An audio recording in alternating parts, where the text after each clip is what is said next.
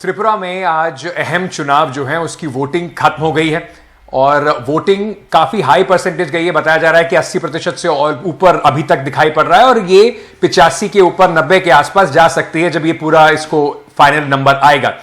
लेकिन ये जो चुनाव है, पिछली बार जिस तरह से बीजेपी का एक, जिसको अंग्रेजी में कहते हैं, ड्रामेटिक राइज हुआ था, क्या भारतीय जनता पार्टी वो बढ़त बना पाएगी? इस समय क्या फीडबैक आ रहा है? इन सब चीजों पे बात करने के लिए हमारे साथ त्रिपुरा के मुख्यमंत्री डॉक्टर मानिक साहा जुड़ रहे हैं। सर, बहुत बहुत शुक्रिया हमसे बात करने के लिए। सबसे पहले मैं आपसे पूछना चाहूंगा, बड़ा लंबा कैंपेन रहा, आज आपका गला भी थोड़ा नासाज है, क्या रिपोर्ट आ रही है अभी आपके पास? नहीं, देखिए, रिपोर्ट तो जो हम लोग का एक्सपेक्टेशन है उस आधार पर हम लोग पहले भी बात किए थे, ये रिपोर्ट आने वाला है। क्योंकि देखिए, भारतीय जनता पार्टी ये सर्वबृहत पार्टी है पूरा इंडिया में, जिसका 17 करोड़ से ऊपर उसका मेंबरशिप है। और जिस तरह पूरा साल ये काम करते हैं, सेवाई संगठन हम लोग नारा दिए, तो इसीलिए कोई भी स्टूडेंट अगर साल भर पढ़े उसका रिजल्ट अच्छा होना है। तो हम लोग तो ऐसा नहीं है सीजनल बर्ड जैसा है। दूसरा पार्टी को देखा इलेक्शन के टाइम में ये लोग एक्टिवेट होता है। तो इसलिए इतना काम करने के बाद, और जहाँ तक हमारा यशस्वी प्रधानमंत्री इतना काम किए, खास करके त्रिपुरा के लिए एक्ट ईस्ट पॉलिसी को लेके त्रिपुरा का डेवलपमेंट, मतलब हम लोग तो कभी सोचा भी नहीं था। यहाँ पर नेशनल हाईवे से शुरू करके, इंटरनेट से शुरू करके, रेलवे से शुरू करके, आप एयरवेज और वाटरवेज का भी अभी काम यहाँ पर चल रहा है। उसके बाद गवर्नमेंट का भी आप देखिए जिस तरह सोच रहे हैं बांग्लादेश के साथ भी कनेक्टिविटी बढ़े, तो ये भी अभी रेल लाइन भी अभी करीब करीब ख़त्म होने वाला है। मैत्री सेतु है कि साबरूम, उसका भी कनेक्टिविटी, सेतु तो बन गया, वहाँ से भी साउथ ईस्ट एशिया का प्रवेश द्वार बनेगा। तो रास्ता, मैं हर जगह बोलता हूँ, रास्ता रास्ता दिखाता है। प्रधानमंत्री जी हम लोग को जिस तरह रास्ता और ये सब नेशनल हाईवे से शुरू कर हर कनेक्टिविटी से हम लोग को दिशा दिखा रहे। तो इसीलिए, और इतना बेनिफिशियरी स्कीम, किसी का घर चाहिए घर मिल रहा है जी, किसी को पानी चाहिए पानी मिल रहा है, किसी को आयुष्मान भारत चाहिए आयुष्मान हेल्थ सेक्टर में। आपको लग रहा है कि ये सारी जो काम हुए हैं इस पर लोगों ने आज आपको वोट किया है? क्योंकि कहीं ना कहीं बीजेपी की तरफ से भी एक्सेप्टेंस था कि थोड़ी एंटी इनकम्बेंसी है, इसीलिए पुराने मुख्यमंत्री को हटा के आपको लेके आना पड़ा इस एंटी इनकम्बेंसी को जूझने के लिए, निपटाने के लिए। नहीं, ऐसा बात नहीं है। हम लोग के यहाँ किसी को हटाने वाला चीज़ नहीं है। उनको दूसरा काम दिया है और राज्यसभा का सदस्य बनाया, उसके बाद हरियाणा का प्रभारी भी बनाया। ऐसा कोई सोच नहीं है आज मैं हूँ कल यहाँ भी नहीं भी रह सकता हूँ। तो इससे हम लोगों में इस तरह मतलब सोच हम लोगों में नहीं है। लेकिन आपकी लीडरशिप में चुनाव लड़ा गया है पूरी तरह पे, प्रधानमंत्री के साथ साथ आपके चेहरा पूरे त्रिपुरा में लगा हुआ है, तो आपको अभी भी शंका है कि आप दोबारा मुख्यमंत्री बनने वाले हैं या नहीं? नहीं, देखिए, जहाँ तक मेरा सवाल है, हमेशा मैं जब भारतीय बीजेपी में ज्वाइन किया मैंने, मुझे ABCD भी नहीं मालूम था बीजेपी के बारे में। इतना ही एक आक्रोश भीतर में था कि CPM को हटाना है। क्योंकि मैंने देखा, जब मैं पहले तो मैं डॉक्टरी पास करने के बाद सर्विस में ज्वाइन नहीं किया था, मेरा फैमिली में भी कोई सर्विस में नहीं था, तो प्राइवेट ही प्रैक्टिस करते थे। उसके बाद क्योंकि मैं डॉक्टर्स एसोसिएशन का सेक्रेटरी बने थे जी, तो हमेशा जाना पड़ता था ये काम। तो ये लोग कम्युनिस्ट वाले हमेशा कहते हैं ये मेरा आदमी बनो, ये मेरा आदमी बनो, ये जो चीज़ है, तो हमेशा मुझे ये खटकता था, ये अरे मेरा आदमी क्यों? मैं तो जनरल पब्लिक भी हो सकता हूँ, लेकिन इन लोगों का ऐसा नहीं है। तो इसके खिलाफ मेरा हमेशा आवाज़ रहा। तो इसलिए वहाँ से फिर जब सर्विस में ज्वाइन किया, तो इसी के कारण मैंने देखा बहुत सारे जगह इतना ट्रांसफ़र किया मैंने, त्रिपुरा में हर जगह ट्रांसफ़र। उसके बाद मैंने कहा, और मैं एक ही ओरल एंड मैक्सिलोफेशियल सर्जन थे त्रिपुरा में, first oral and maxillofacial surgeon थे। तो फिर भी मुझे जहाँ पर ज़रूरत नहीं है उस जगह में ट्रांसफ़र किया। खाली वही है कि अपना आदमी बनो। तो अपना आदमी क्यों बनूं? तो इसको लेके हमेशा मेरे साथ फाइट होता था गवर्नमेंट के साथ। तो उस ऐसा बीजेपी में नहीं है? अभी जो सरकार चली उसमें ऐसा फेवरेटिज्म नहीं देखा आपने? बीजेपी में मैं नहीं चाहता हूँ, मैं नहीं चाहता हूँ इस तरह कोई, माने जहाँ पर संगठन है, क्योंकि डॉक्टर्स का संगठन करेंगे अपना, उनका अपना, क्योंकि ये इतना पॉलिटिकलाइज्ड किया है सीपीएम के टाइम में। किसी क्लब में कोई कमेटी हो उसका भी अपना आदमी होना चाहिए। किसी जैसे हम लोग के यहाँ कीर्तन बोलते हैं, जी, जी, कीर्तन ये टेम्पोररी है। तो कीर्तन में कमेटी में कौन सा सेक्रेटरी होगा, उनका होना चाहिए। तो मुझे लगा ये तो ठीक नहीं है, अपना अपना काम करेंगे, जो पॉलिटिक्स करते हैं पॉलिटिशियन पॉलिटिक्स करेंगे।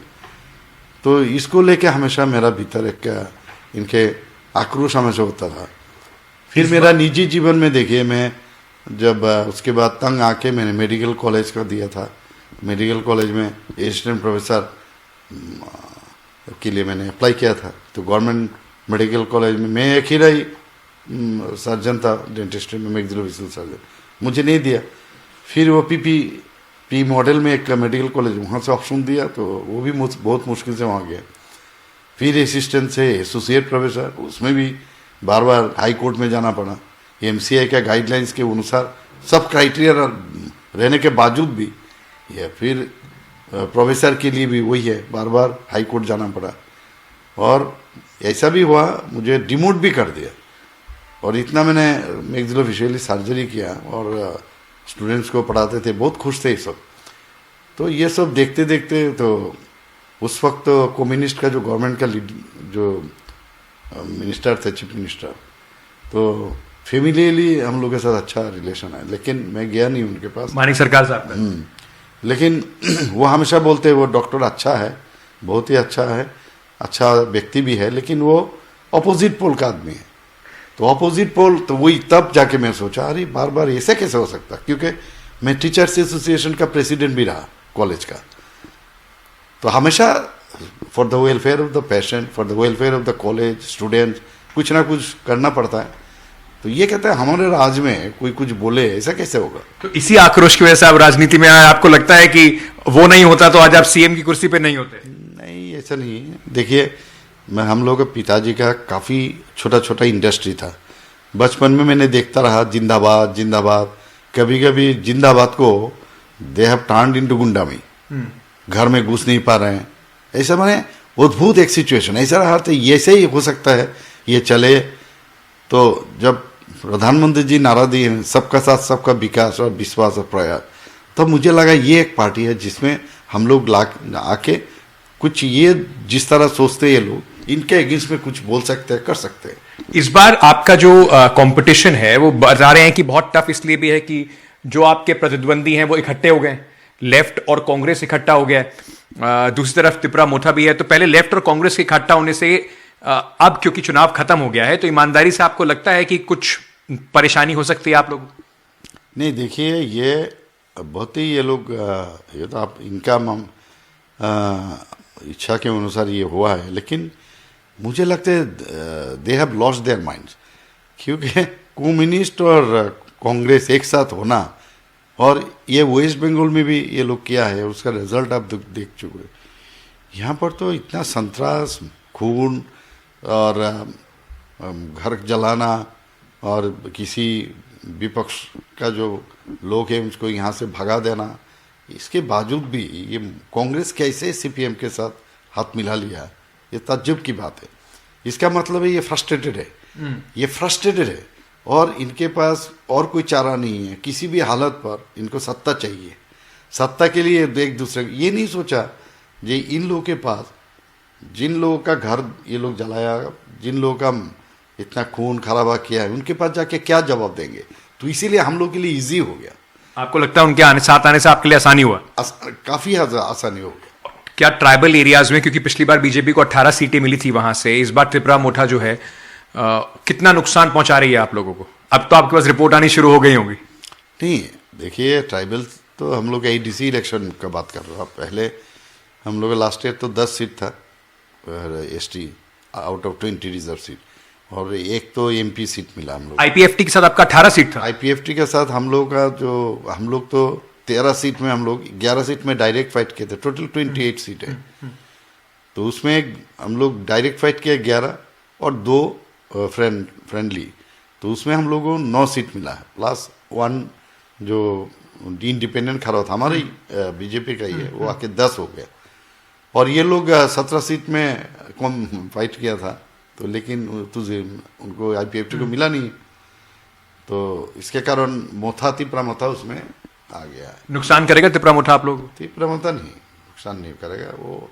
इनका भी कोई क्लियर कट कॉन्सेप्ट है नहीं है रिगार्डिंग। पर आप लोग बातचीत तो कर रहे थे उनको अपने साथ लाने की? नहीं, जनजाति के लिए अच्छा करने के लिए ये तो हमेशा बात करना चाहिए मेरे ख्याल से, क्योंकि ये भी जनजाति के लिए काम करना चाहते हैं, हम भी चाहते हैं, खास करके प्रधानमंत्री जी हमेशा चाहते हैं, हमारा लीडरशिप भी चाहते हैं, इसीलिए बात तो चलना चाहिए। अगर जरूरत पड़ेगा तो क्या प्रद्युत देवबर्मन से फिर बात करेंगे? मान लीजिए चुनाव के बाद ऐसा लगता है कुछ सीटें कम पड़ रही हैं, तो उनसे बात होगी क्या? नहीं, देखिए ये तो रिमोट चांसेस है, क्योंकि हम लोग बहुमत मिलेगा हम लोग को और एब्सोल्यूट मेजोरिटी लेके हम आएंगे। कितनी सीटें आ रही हैं सर? नहीं, मैंने तो पहले बताया, लास्ट टाइम हम लोग का 36 सीट मिला था अकेले बीजेपी को और 8 मिला था आईपीएफटी को, तो इस बार इससे ज़्यादा मिलेगा। मतलब ये आप अपने ये, क्योंकि अब सर चुनाव खत्म हो गया, अब आप जो कहेंगे उससे फर्क पड़ेगा नहीं, वोटर्स ने तय कर लिया है। ईमानदारी से कितनी सीटें आपको लग रहा है कि आने वाली है? नहीं, मैं वही बता रहा हूँ ना, 40 सीटें आपको लग रहा है आ रही है? नहीं, 36 के ऊपर मैंने बताया, जरूर ऊपर मिलेगा हम लोगों को।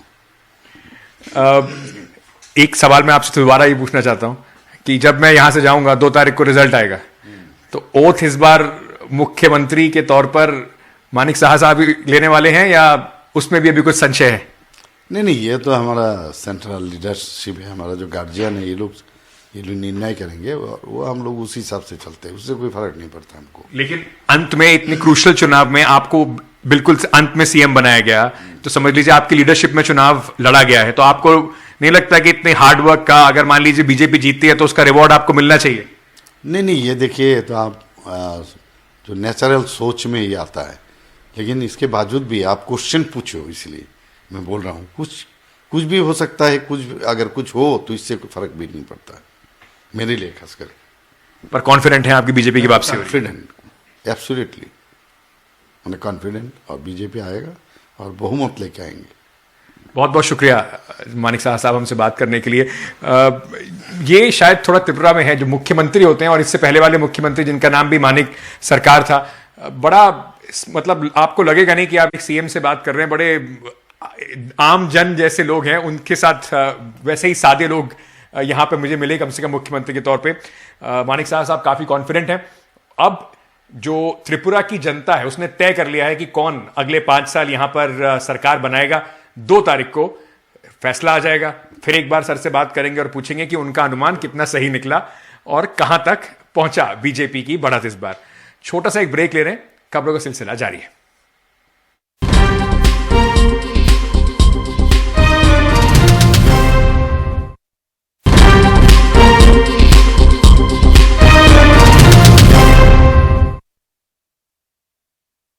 कैसा रहा आज त्रिपुरा में पूरे दिन का मतदान?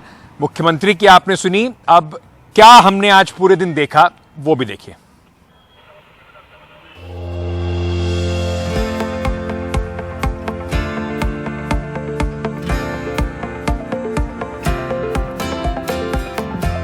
त्रिपुरा विधानसभा चुनावों के लिए मतदान केंद्रों पर सुबह से ही लंबी लंबी कतारें लग गईं।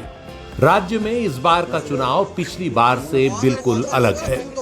जहां 2018 के विधानसभा चुनावों में बीजेपी, कांग्रेस और वामपंथियों के बीच 3 तरफा मुकाबला था और बीजेपी ने एक ऐसे राज्य में जीत हासिल की जहां उसकी मौजूदगी ना के बराबर थी, वहीं इस बार त्रिपुरा पर 35 साल तक शासन करने वाली सीपीएम ने कांग्रेस से हाथ मिला लिया है। पिछली बार सीपीएम ने 16 सीटें जीती थीं, जबकि मुख्य विपक्षी पार्टी कांग्रेस एक भी सीट हासिल नहीं कर पाई थी। इधर 2 साल पहले बनी एक नई पार्टी तिपरा मोथा मैदान में उतर आई है। पूर्व शाही परिवार के सदस्य प्रद्योत देव बर्मन की बनाई इस पार्टी ने राज्य के 30% आदिवासी आबादी को लुभाने की जोरदार कोशिश की है। We will win and we will get more than seats in comparison to the last 2018 election verdict.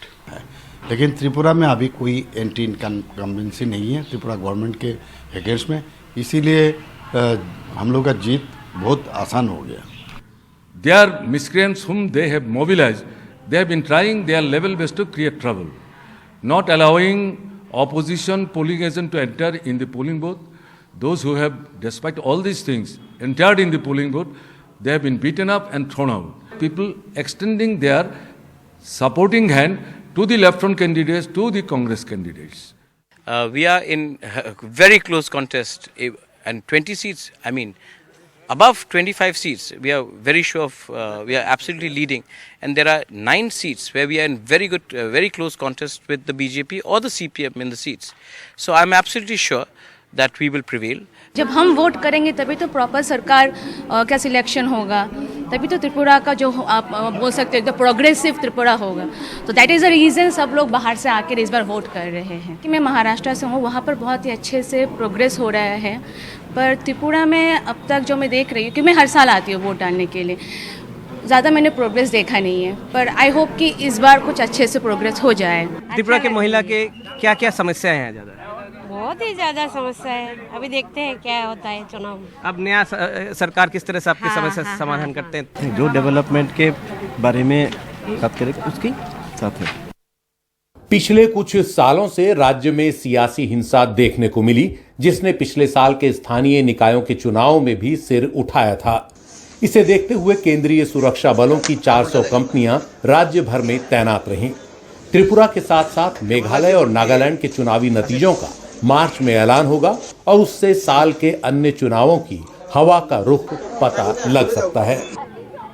Tripura में फिर से भारी मात्रा में मतदान हुआ, जबकि मतदान का आखिरी समय शाम के 4 बजे तक था, मगर बहुत सारे पोलिंग स्टेशन ऐसे रहे जहां पे कि देर शाम तक इसी तरह लोग कतारों में खड़े रहे और अपने वोट दे के ही घर वापस लौटे।